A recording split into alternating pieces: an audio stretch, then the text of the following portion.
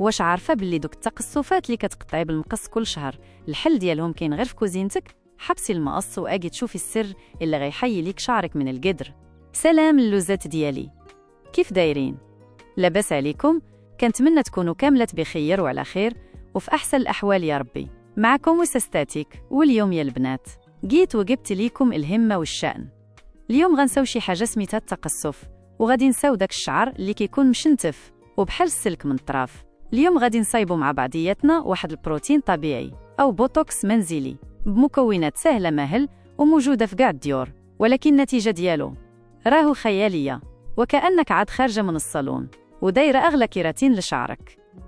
وقبل ما نبداو ونكشف لكم على السر، بغيت كل لوزة فيكم تهبط دابا تشترك في القناة وتفعل الجرس باش تنضم لعائلة اللوزات ديالي، وبغيت هذا الفيديو يوصل لأكبر عدد من اللايكات باش نعرفكم باللي كتحماقوا على هذا النوع ديال الوصفات الطبيعية الناجحة. وشي تعليق زوين بحالكم، قولي لي فيه شنو هو المشكل اللي كيعذبك في شعرك؟ واش نشوفية ولا التقصف ولا شعرك محروق بالصبايغ؟ يلا هبطي ديري لايك واجي كملي معايا السر. شوفي يا لالا، المكونات ديالنا اليوم راه مدروسة وكل حاجة عندها دور كبير. أول حاجة غنحتاجوها هي صفارة البيض، والكمية كتبقى على حسب طول شعرك. إذا كان شعرك قصير ديري بيضة واحدة، كان طويل وقوي تبارك الله زيدي 2 ولا 3.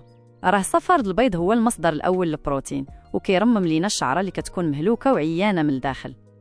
وغادي نزيدو عليه دانون مسوس أو الياغورت الطبيعي اللي كنعرفوه كاملين باللي هو المرطب رقم 1، كيهبط لينا داك الفريز وكيعطي لمعة زوينة. ومنساوش زيت الكوك اللي كيدخل الأعماق ديال الشعرة وكيرطبها من القلب وما كيخليهاش ناشفة بحال الحطب. والمكون اللي كيدير الفرق الكبير هو المايونيز.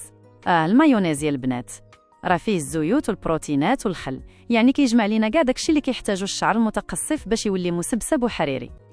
دابا غادي ناخدو هاد المكونات كاملين في زليفة ونخلطوهم مزيان حتى يولي الخليط بحال الكريمة وما يبقاو فيه لا كويرات لا والو.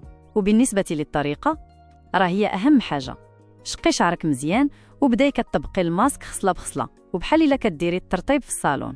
جبدي الشعرة بيدك وهبطي من الفوق حتى للآخر، وركزي ليا بزاف على دوك القنات اللي كيكونوا مقصفين ومحروقين بالسيشوار. منين تسالي لوي شعرك وكنديري ليه شي بوني ديال البلاستيك ولا غير السلوفان، وكنزيدي فوقو فوطه سخونه اذا بغيتي النتيجه تكون طوب. وخلي هاد الخير يشرب في شعرك 1 ساعه حتى لساعتين، شحال ما بقى شحال ما مزيان.